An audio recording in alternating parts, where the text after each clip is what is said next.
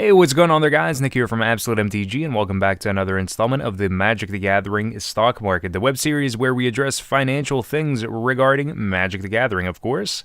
And in today's episode, we are going to be delving into more of my own personal financial investments and things that I've been speculating on and purchases that I've actually jumped aboard and decided to go, all right, well, this seems like a good price to buy this. Let's go for it. So, those of you guys that follow me on Instagram and on Twitter, you may already know about these purchases and transactions because I post about it a whole lot as they actually happen. But today we're going to be talking about three different cards: Sliver Hive Lord, Mastery of the Unseen, and Ghost Fireblade. So, first and foremost, Ghost Fireblade. So this one was one that I'm a little bit more uncertain of, and uncertain as to whether or not this card is going to be insanely playable and is going to be just kind of like this breakout card.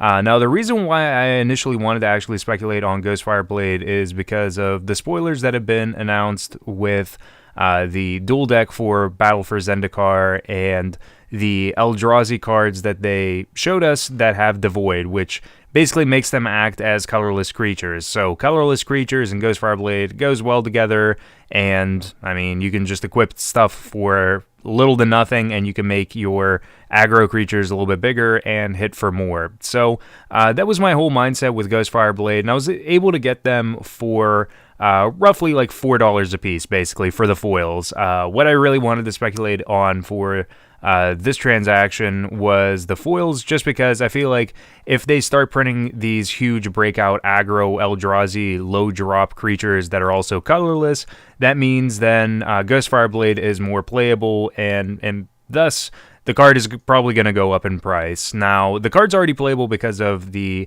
artifact deck in Standard, and it sees some play, so it is going to have some sort of price tag on it already.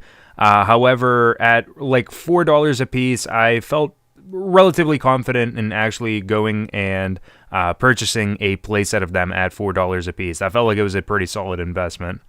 Now on to Mastery of the Unseen. So a lot of cards within Fate Reforged are very quickly dropping in price, especially the foils as well. And Mastery of the Unseen seemed like just one card that was insanely good and was just such a good price that I really couldn't pass up the offer that I had. So Channel Fireball had these at $1.50 a piece, and I figured, well, this is the lowest that I've actually ever seen foils for Mastery of the Unseen, and there's no way in my mind that this card is not going to see play, at least to some extent, after the rotation happens, and even just in the near future. The Mastery Devotion decks were just such a powerhouse whenever they just kind of broke out at Standard, and I can't imagine after rotation happens that those decks don't see some amount of play. Like Den Protector, Deathmist Raptor style decks are going to see some amount of play, even more. So at $1.50 a piece, like, that's just absurd. It was absurdly low, and if you're able to find them for even just the dollar low that they're at, for foils on TCG Player, if you find it anywhere like remotely near like $1.25, $1.50, I would easily just pick them up for foils. And last but definitely not least here on our list of cards to talk about, we have Sliver Hive Lord. So this is one that I've actually been watching over the past couple of months. And with Sliver Hive Lord, I've been able to pick them up for around like $5 or $6 a piece. And for me, I think that's an insanely good price to be able to pick these up, especially because the rotation's about to happen. M15 is going to be going up. People are going to be getting rid of their cards that they don't want to play because they're not standard playable anymore. Some of these cards might not necessarily be modern or legacy playable, so they think, all right, well, we might as well just get rid of these right now. And with that, we have a large influx of people with that same mindset that are getting rid of their stuff. They don't want to hang on to it, and the prices are going to go down. How low those are actually going to go down is really tough to say. It's really tough to say how far any card is going to go before it's actually hit its lowest bottom. However, I feel like with Sliver Hive Lord, if you're able to pick them up for $5 or anything less than $5, that's just insanely good.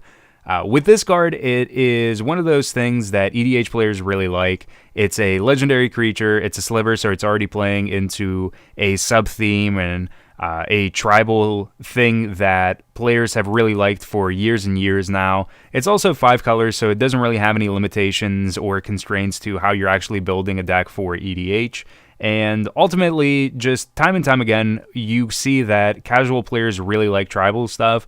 And even if it's not EDH, a lot of casual players really like being able to build these tribal decks that are centered around slivers and whatnot, and are just able to play this powerhouse 5-drop that's a 5/5 that also just gives all of your dudes indestructible. So whether you're going for the casual flavor, whether you're going for the EDH flavor and whatnot, I think at $5, $6 a piece that I've been picking these up at, it's definitely a really good investment, and over time, I think this card could easily just double in price. Easily, it could be a $12 card or even more in the future.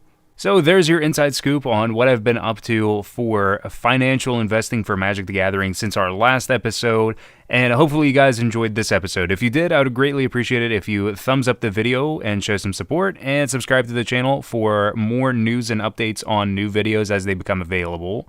You guys can follow Absolute MTG on Facebook and on Twitter, facebook.com/AbsoluteMTG, and on Twitter at @TheAbsoluteMTG.